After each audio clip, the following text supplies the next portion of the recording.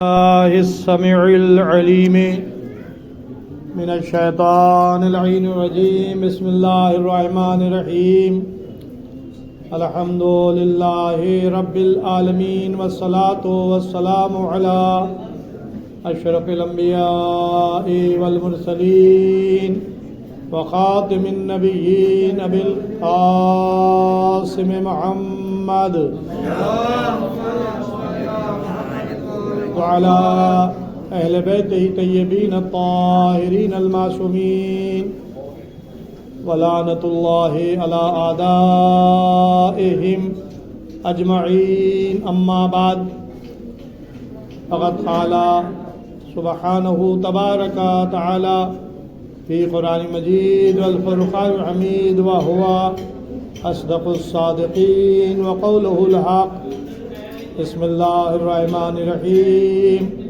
يسبح لله ما في السماوات وما في الأرض ملك القدوس العزيز الحكيم هو الذي بعث في الأميين رسولا منهم يتلو عليهم آياته ويزكيهم ويعلمهم الكتاب والحكمة وإن كانوا من قبل لفي ضلال مبين. صلوات محمد. عزیزوں، بہت ہی مشہور ترین سورہ اور مومنین کے درمیان ہر جمعے کو تلاوت کرنے والا سورہ ہے سورہ الجمعہ، جس کی ابتدائی آیات کی میں نے آپ کے سامنے تلاوت کی ہے. خداوند عالم سورہ کی ابتدا اپنی حمد کے ساتھ کر رہا ہے. بہت سے سوروں میں اللہ نے پہلے اپنی حمد کی ہے تاکہ اسے پہچانا جائے، اس کی معرفت حاصل کی جائے کہ ذات خداوندی کس عظمتوں کی مالک ہے، جس کے آگے ہم سر جھکاتے ہیں، جس کے آگے ہم رکوع کرتے ہیں، سجدہ کرتے ہیں، جو کائنات کا خالق ہے، کائنات کا مالک ہے، ہر شے پر قادر ہے، ہر شے کا جاننے والا ہے. یہ اس نے ہی اپنی تعریف کی ہے اور اپنا تعارف کرایا ہے، اپنے کو پہچنوایا ہے. اور قرآن کے بعد اگر معرفت الہی کا ذریعہ ہے تو وہ رسول اور آل رسول ہیں جنہوں نے اپنے کلام کے ذریعے سے اللہ کی معرفت کرائی ہے. تفصیلات میں نہیں جانا ہے. خطبات نہج البلاغہ اور معصومین علیہ السلام کا کلام اس بات سے بھرا پڑا ہے کتابوں میں کہ انہوں نے کس طرح سے اللہ کی معرفت کرائی.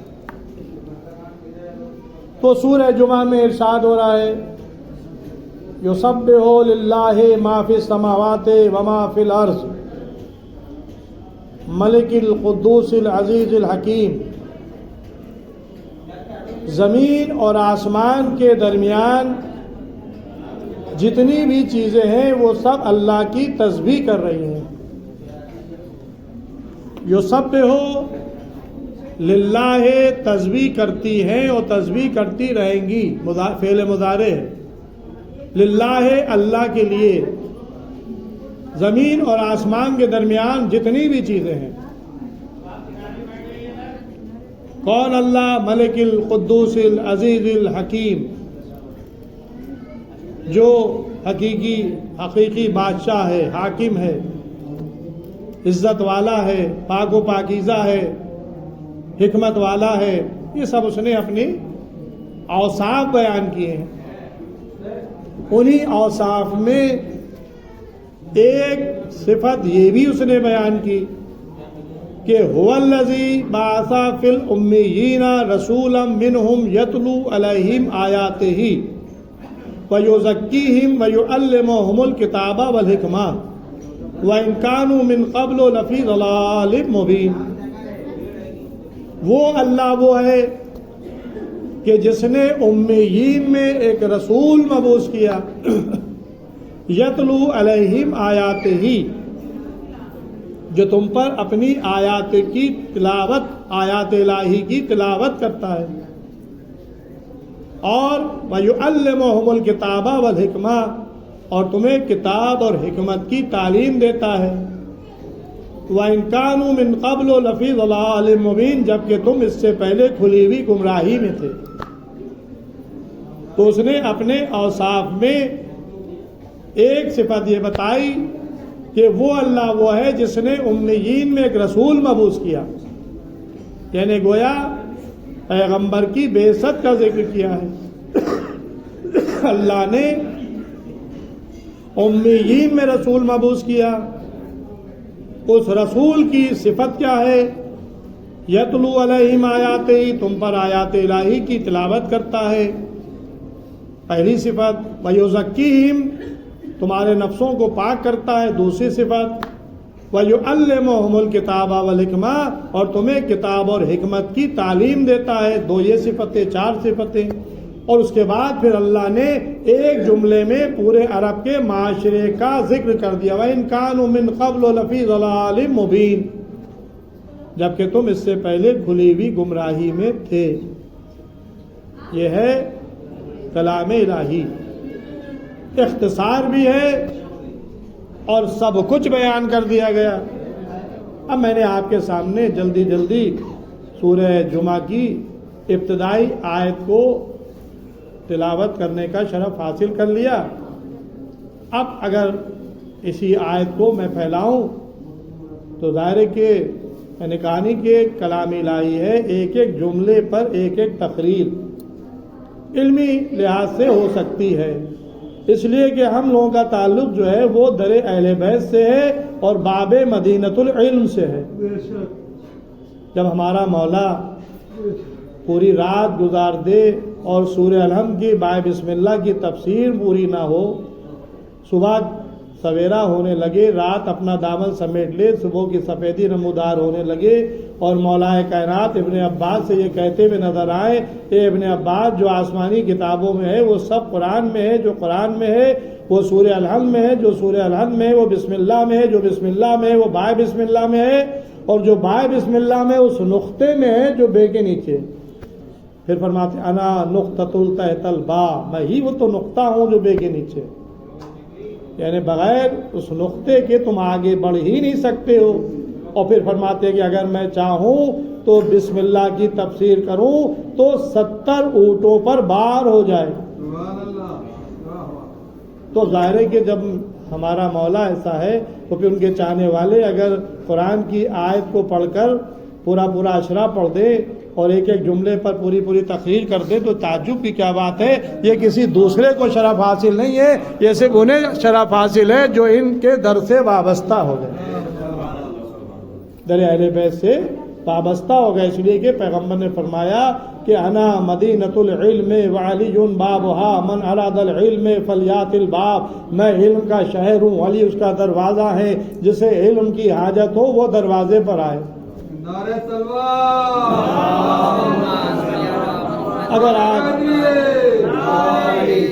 اگر آج آپ جائیں نجف اشرف، ہمارے مؤذن صاحب ماشاءاللہ سے اس وقت غالباً پہنچ گئے ہوں یا پہنچنے والے ہوں، بہرحال آج ان کی شب جو ہے وہ نجف اشرف میں ہوگی۔ میں آپ حضرات کو بتا رہا ہوں، اللہ نے ان کو، مولا نے ان کو بلا لیا، اور آج صبح کی فلائٹ سے انور بھائی مؤذن درگاہ کے یہ عراق کی سرزمین پر پہنچ کر کے نجف اشرف پہنچ جائیں گے۔ آج کی شب جمعہ ان کو مولا کے دربار میں ہوگی۔ مولا ہم سب کو بھی جلد سے جلد اپنے روضے کی زیارت سے مشرف فرمائے۔ میں بھی دعا کر رہا ہوں کہ 4-5 سال ہو گئے جو میں 25-30 سال سے ہر سال جاتا تھا، لیکن 4 سال سے میں محروم ہوں در اہل بیت پہ جانے کے لیے، لہذا بارگاہ الہی میں اور آپ حضرات کے توسل سے دعا کر رہا ہوں، خداوند عالم آپ حضرات کی آمین کو قبول کرے۔ اگر ہماری زبان میں تاثیر نہیں ہے تو آپ کی تاثیر جو ہے اس کے ذریعے سے ہم بھی پہنچے اور آپ سب پہنچے انشاءاللہ۔ ایک نعرہ صلوات۔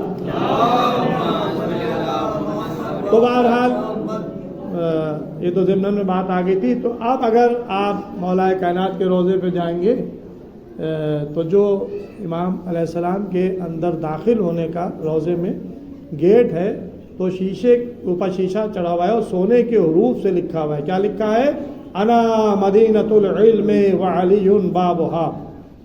یہ حدیث رسول مولا علی کے دروازے پہ سونے کے روپ سے لکھی ہوئی ہے کہ رسول خدا نے فرمایا کہ انا مدینۃ العلم وعلی بابھا، میں علم کا شہر ہوں اور علی اس کا دروازہ ہے.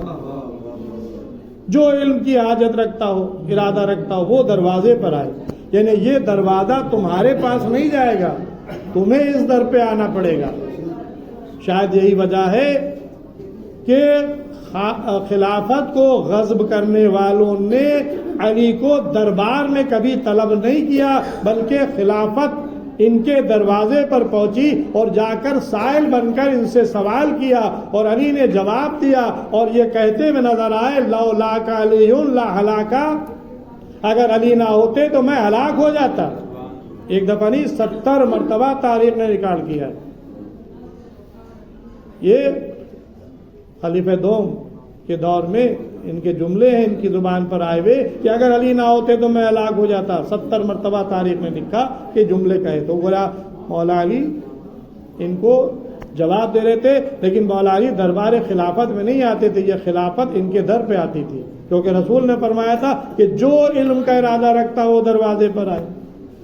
شاید اسی لیے علامہ طوسی علیہ رحمہ نے بڑے خلوص کے ساتھ جب بغداد میں ان کا کتب خانہ نظر آتش کر دیا گیا اور ان کی کتابوں کو دریائے دجلہ میں ڈال دیا گیا، یہ شیعہ ہمارے عالم دین گزرے ہیں شیخ طوسی علیہ رحمہ، اور جو ہمارے شیعہ مذہب کی بنیادی کتابیں 4 کہی جاتی ہیں، ان میں سے 2 کتابیں، ایک التہذیب اور ایک الاستبصار، یہ دونوں کتابیں شیخ طوسی کی لکھی ہوئی ہیں جو ہمارے کیا کتب اربع میں، ایک اصول کافی شیخ قلینی کی، ایک ملاحظ الفقی شیخ صدوق کی، اور 2 کتابیں شیخ طوسی کی. تو یہ بغداد سے آ گئے اور چھوٹا سا ایک کٹھریا بنا کے چھپر یا ٹین ڈال کے انہوں نے مولا علی کے در پر وہیں پہ جو ہے قیام کیا، اور وہیں انہوں نے سب سے پہلے حوزہ علمیہ کی بنیاد ڈالی. آج دنیا کے بڑے بڑے علماء، مراجع کرام، یہ سب نجف اشرف سے علم حاصل کر کے آتے ہیں. کیوں؟ مولا علی کا در ہے، لہذا مولا علی کے در پہ جا کر علم حاصل کرتے ہیں. باب مدینۃ العلم. تو بھائی باب مدینۃ العلم کا ذکر اس لیے میں نے کیا کہ آج پیغمبر کی بعثت کا دن ہے. جس کو مسلمان کہتے ہیں وہ ان پڑھ تھے، معاذ اللہ، پڑھے لکھے نہیں تھے. تو بھائی آپ ان کو ان پڑھ مانیے. ہاں میں اس لحاظ سے ان پڑھ کہہ سکتا ہوں کہ دنیا میں انہوں نے کسی کے سامنے زانوئے ادب نہیں طے کیا، کوئی ان کا استاد نہیں تھا. تو بھائی یہ پیغمبر کے لیے آپ کیوں فارمولہ استعمال کر رہے ہیں؟ مجھے آدم سے لے کر عیسیٰ تک بتا دے کسی نبی نے کسی کے سامنے زانوئے ادب طے کیا ہو. تو جب کسی نبی نے کسی کے سامنے زانوئے ادب نہیں طے کیا، نبی اللہ بناتا ہے، اور جب اللہ نبی بناتا ہے تو وہ علم دے کر بھیجتا ہے، منصب دے کر بھیجتا ہے. اس کو دنیا میں کسی سے علم حاصل کرنے کی ضرورت پڑتی ہی نہیں ہے. تو اگر ختمی مرتبہ نے کسی سے علم حاصل نہیں کیا تو آپ ان کو ان پڑھ کیوں کہہ رہے ہیں؟ آپ ان پڑھ کہہ رہے ہیں. اب میں کہوں، آپ کے سامنے مثال دوں، کسی ایک جاہل کو لے دیں جا کر کے یہاں پہ ہائی کورٹ میں، سپریم کورٹ میں جا کر جج کی سیٹ پر بیٹھال دیں. ظاہر ہندوستان میں سب سے بڑا جو قضاوت کا منصب ہے وہ سپریم کورٹ ہے، لوور کورٹ، اس کے بعد پھر ہائی کورٹ کے بعد پھر سپریم کورٹ. تو کیا کسی سپریم کورٹ میں جا کر کسی جاہل کو جج کی جگہ پر بیٹھال سکتے ہیں؟ نہیں بیٹھال سکتے. کیوں؟ اس نے اتنا علم ہی حاصل نہیں کیا. ارے آپ کسی مدرسے میں، کسی اسکول میں، کسی یونیورسٹی میں جا کر کسی معلم کی جگہ پر جاہل کو نہیں بیٹھال سکتے. ہمیشہ اسی کا انتخاب کرتے ہیں جو اس لائق ہوتا ہے. اگر کوئی کیمسٹری کا استاد ہے تو وہ شعبہ کیمسٹری کا میں جا کے پروفیسر بنے گا. کوئی ہسٹری کا ہے تو وہ ہسٹری کے شعبے میں، کوئی جغرافیہ کے شعبے، یعنی جو جس علم سے تعلق رکھتا ہے اسی شعبے میں جا کر پروفیسر بنے گا۔ پیغمبر ختمی مرتبت کو کہہ رہے ہیں آپ ان پڑھ، بھائی اللہ نے اسی ان پڑھ کو، جس کو آپ ان پڑھ کہہ رہے ہیں، اسی کو قرآن جیسی عظیم کتاب دی ہے اور خود پڑھایا ہے۔ جس کو اللہ نے پڑھایا ہو وہ کسی کے سامنے زانو ادب طے کیا کرے گا؟ آج اس کی لائی ہوئی کتاب دنیا کی عظیم ترین کتابوں میں ہے، کوئی کتاب اس کا مقابلہ نہیں کر سکتی، اور چیلنج کر رہی ہے بھائی یہ کتاب قرآن خالی کتاب نہیں ہے بلکہ یہ پیغمبر کی نبوت کا زندہ معجزہ ہے، زندہ معجزہ ہے۔ اس کے مثل لے آؤ، 20 آیتیں لے آؤ، 1 سورہ لے آؤ، تمام جن و انس مل کر کے اگر چاہو کہ ہم اس کا مثل لے آئیں تو قیامت تک نہیں لا سکتے۔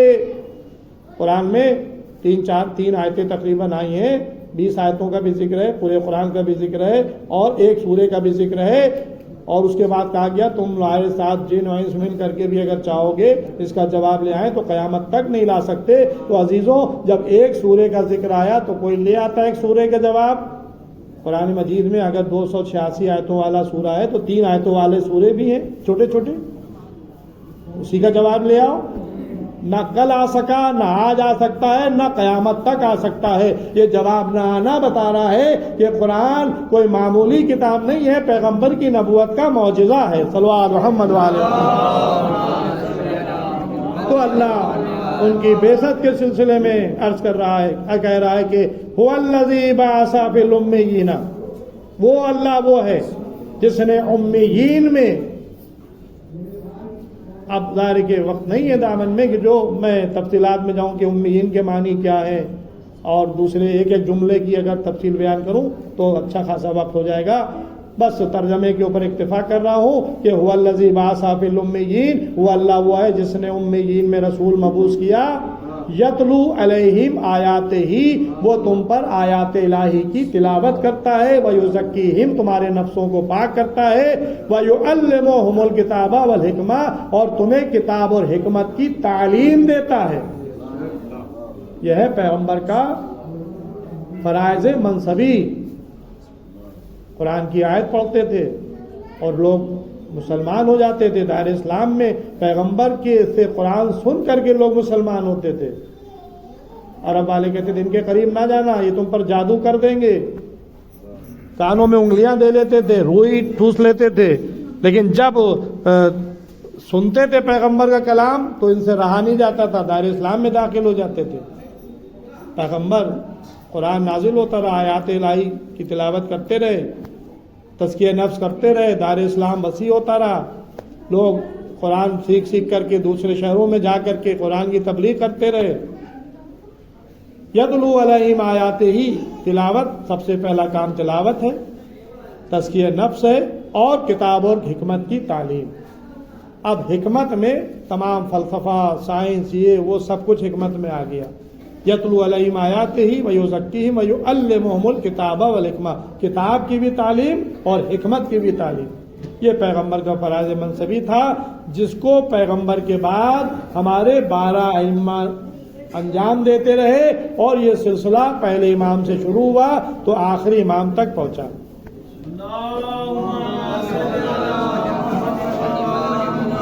ایک اور نعرہ سلوات۔ بس حضور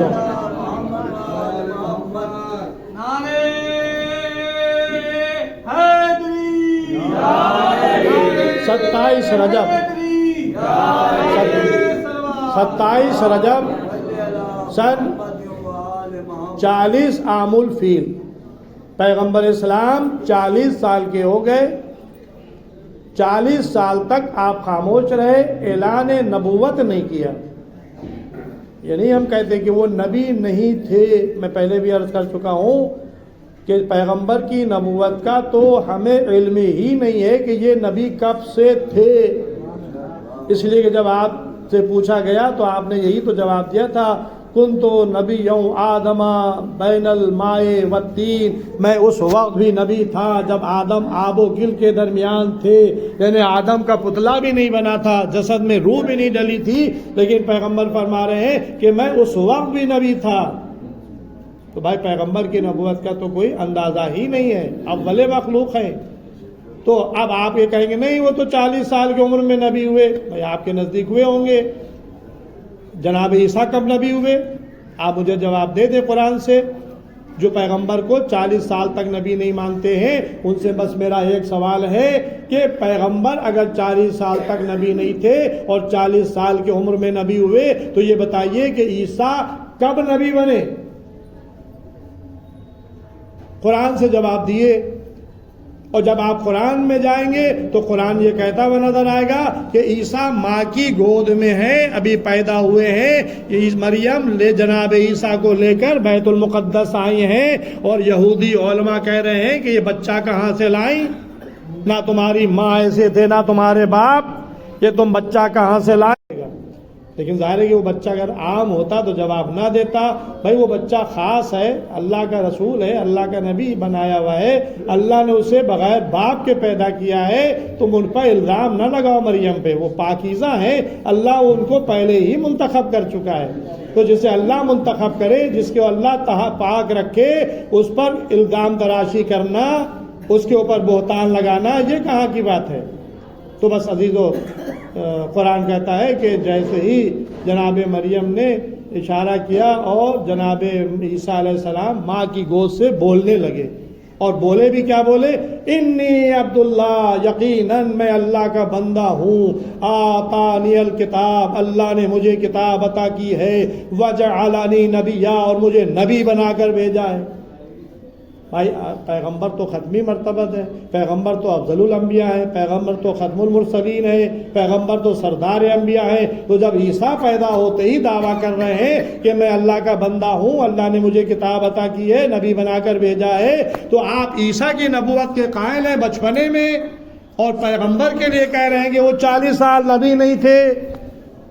यह आपका अकीदा होगा, हमारा अकीदा नहीं है। हम पैगंबर को नबी मानते हैं उस वक्त से जब वो आदम भी पैदा नहीं हुए थे। तो बहरहाल ऐलान नबूवत हुआ कब? 27 रजब 40 आमुल फील को पैगंबर इस्लाम गारे हिरा की पहाड़ी पर जाते थे। वहाँ पर एक दर्रा था, उसी में आप बैठ जाते थे, और वहाँ से बिल्कुल खाने काबा सामने नज़र आता है। आप खाने काबा को देखते थे, वहीं पे आप माह रमज़ान पूरा गुजार देते थे, रोज़े रखते थे, इबादत इलाही में बसर करते थे। पहला वही वहाँ पर आई, जनाब जिब्राइल अमीन आए, इक़रा बिस्म रब्बिकल लज़ी खलक़, पढ़िए आप अल्लाह के नाम से जिसने आपको खल्क़ किया है। ये सूरह अलक़ सबसे पहले नाजिल हुआ, इसकी इब्तिदाई आयतें पैगंबर ने पढ़ा। अब दुनिया कहती है कि माँ इक़रा, क्या पढ़ूँ, मैं तो पढ़ा लिखा ही नहीं हूँ। जिब्राइल ने सीना चाक किया, दिल निकाला, साफ किया, स्याही को दूर किया, दिल से। ये सब पोस्टमार्टम आप क्या है, हमारे क्या नहीं है। ये सब जाली हदीसें हैं, नकली हदीसें हैं। जो खुद नूरानी हो उसके दिल में स्याही कहाँ से आ जाएगी? ये तो अव्वले नूर है, यहाँ तो नूर है, मुजस्सम है, नूर है। इनका तो साया ही ज़मीन पर पड़ता था, ये धूप में निकलते थे, इनका साया, अभी देखिए लड़का जा रहे और इधर सूरज है, उनका साया ज़मीन में पड़ रहा। लेकिन जब पैगंबर चलते थे तो पैगंबर का साया ज़मीन पर नहीं पड़ता था। ये भी आपके मौजिज़ात में से है। ज़मीन पर पैर रखते थे तो पत्थर पे आपके निशान कदम उभर आते थे। बहुत से मौजिज़ात हैं। तो बहरहाल पैगंबर पर पहली वही 27 रजब सन 40 आमुल फील को नादिल हुई। अब आपने ऐलान नबूवत किया, बताया कि हाँ मैं अल्लाह का नबी हूँ, और फरिश्ता नाजिल हुआ था, वही लेकर आया था, कुरान की तिलावत की, सूरह इक़रा पढ़ा, उसके बाद आयतें नाजिल होती रहीं, पढ़ते रहे। ये पैगंबर की बेसत है, इसको हम कहते हैं बेसत पैगंबर। और इसी के साथ एक दूसरी खुशी जो है वो मेराज की है। अब ज़ाहिर है कि वक्त के दामन जो है वो ख़त्म हो गया, दामन वक्त में गुंजाइश नहीं रही।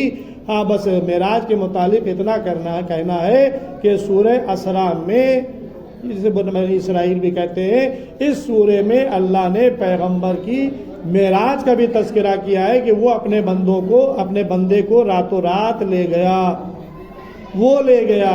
अब आप उसमें भी शक करते कैसे चले गए, بستر گرم رہا، دروازے کی زنجیر ہلتی رہی، وضو کا پانی خشک نہیں ہوا، گئے جنتوں کی سیر بھی کی، عرش تک کے گئے، وہاں سے ہو کے چلے آئے۔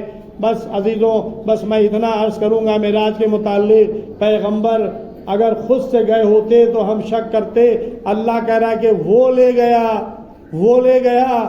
بھائی آپ کو قرآن پر ایمان ہے یا نہیں؟ کون مسلمان ہے جو کہے گا ہمیں ایمان نہیں؟ تو کیا قرآن میں نہیں ہے کہ جناب سلیمان نے کہا تھا کون ہے جو تخت بلقیس کو لے آئے؟ تو ایک دیو کھڑا ہوا، اس نے کہا میں لے آؤں گا قبل اس کے کہ آپ کا دربار برخاست ہو۔ پھر ایک اور بولا میں پلک جھپکتے میں لے آؤں گا۔ یہ کون تھا؟ قرآن نے کہا ومن عنده من الکتاب، جس کے پاس کتاب میں سے علم تھا، اس نے کہا کہ میں چشم زدن میں لے آؤں گا، کہا نہیں تخت بلقیس آ گیا۔ اب مفسرین نے لکھا کہ 2 مہینے اس زمانے میں جو کنوینس تھی اس اعتبار سے 2 مہینے کا راستہ تھا جناب سلیمان کے دربار سے اور ملک سبا سے، جہاں پر بلقیس رہتی تھی، شہزادی حکومت کرتی تھی۔ اس کا تخت تھا بہت عالیشان، جس کا ذکر کتابوں میں موجود ہے۔ اس تخت کو جناب سلیمان کو اپنے دربار میں منگوانا تھا، اور دیو یہ کہہ رہا تھا، جن یہ کہہ رہا تھا کہ میں لے آؤں گا قبل اس کے کہ آپ کا دربار برخاست ہو۔ لیکن ایک اور کھڑا ہوا، کہا کہ میں لے آؤں گا چشم زدن میں، کہا تخت بلقیس آ گیا 2 مہینے کی راہ سے، پلک بھی نہیں جبکہ آ گیا۔ تو بھائی میں آپ سے پوچھنا چاہتا ہوں، یہ 2 مہینے کی راہ سے سیکنڈوں میں، پلک جھپکنے میں 1 سیکنڈ بھی نہیں لگتا ہے، یہ تخت بلقیس کیسے آ گیا اور کون لایا؟ اب تاریخوں نے لکھا کہ آصف ابن برخیہ جناب سلیمان کے وزیر خود سلیمان نہیں، سلیمان نے جسے اپنا وزیر بنایا تھا، اس نے چشم زدن میں تخت بلقیس کو منگا لیا، لے آیا، آ گیا۔ کیسے آ گیا؟ اب معصومی نے کہا کہ اللہ نے 73 اسم اعظم پیدا کیے ہیں، اس میں سے ایک اسم اعظم کا علم جناب آصف کو تھا، اس کے ذریعے سے انہوں نے تخت بلقیس منگا لیا۔ تو بس عزیزوں، اہل بیت وہ ہیں جن کو اللہ نے 72 اسم اعظم دیے، اور پیغمبر کو اللہ لے گیا، وہ چشم زدن میں لے گیا، سیر کرا دی، واپس بھیج دیا۔ لیکن علی یہ زمین پر ہے، بس آخری کلام میں پیغمبر گئے، کہاں تک گئے؟ 2 کمانوں کا فاصلہ رہ گیا، عرش تک پہنچ گئے، پردے کے پاس پہنچ گئے، پردے کی اس طرف بھی کوئی تھا۔ اب ظاہر کہ میں محدود تو کر نہیں سکتا کہ اللہ کی ذات کو اگر محدود کر دیا جائے تو اللہ ہی نہیں ہے، لیکن کوئی تھا جو کلام کر رہا تھا، کوئی تھا جس کا ہاتھ رسول کے شانے پر آیا، کوئی تھا جس کے ہاتھ میں انگوٹھی تھی۔ اب کون تھا میں نہیں بتاؤں گا۔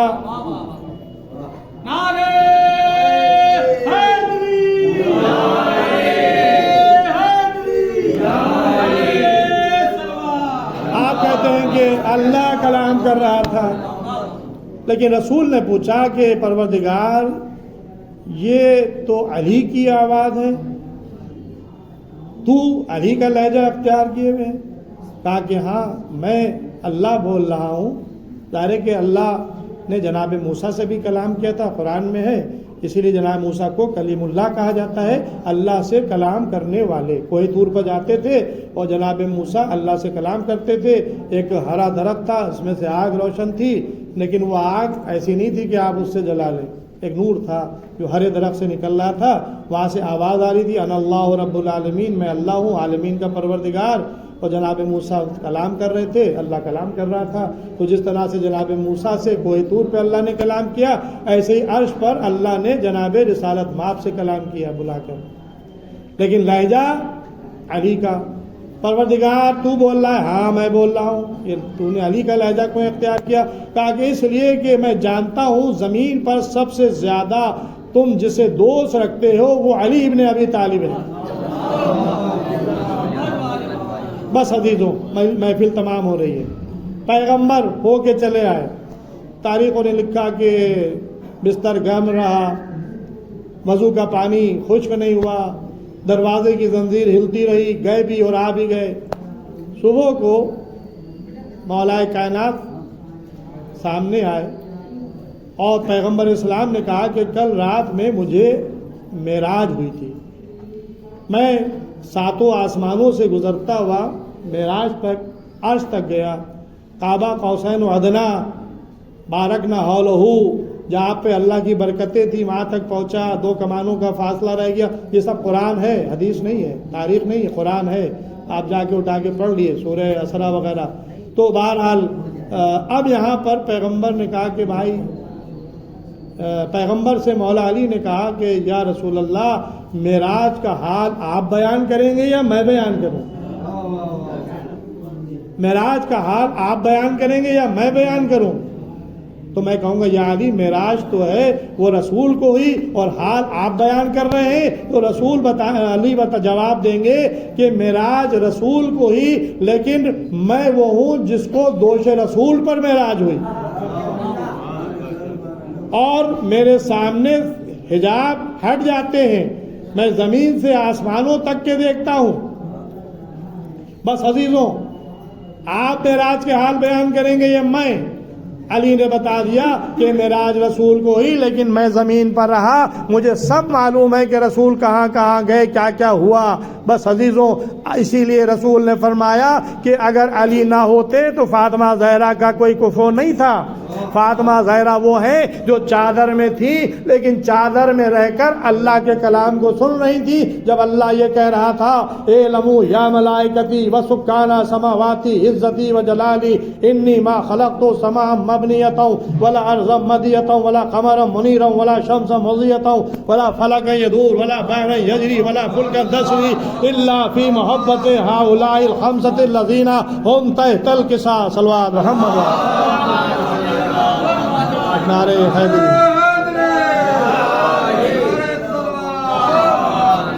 بھائی، فرشتہ نہیں آیا تھا، جبرائیل نہیں آئے تھے، بعد میں جبرائیل آئے ہیں۔ سیدہ زمین پر رہ کر اللہ کے کلام کو سن رہی تھی، تو جس کی زوجہ زمین پر رہ کر اللہ کے کلام کو سن رہی، اسی کا شوہر ہے جو زمین پر ہے، اور رسول سے کہہ رہا ہے کہ معراج کے حالات آپ بیان کریں گے یا میں بیان کروں؟ بس عزیزوں، انہی جملوں کے ساتھ بارگاہ الہی میں دعا ہے، خداوند عالم اس مختصر سی عبادت کو قبول فرمائے، اور آج کی اس مبارک محفل کی مبارکبادی اپنے زمانے کے امام کی خدمت میں پیش کرتے ہیں، وہ اس کو قبول فرمائے، حاضرین محفل بانیان محفل کی دلی مقاصد کو پورا فرما، اور جو لوگ بیمار ہیں ان کو صحت و تندرستی عطا فرما، اور خصوصاً ہمارے زمانے کے امام کے ظہور میں تعجیل فرما، ہم لوگوں کا شمار امام کے ناصر مددگاروں میں فرما۔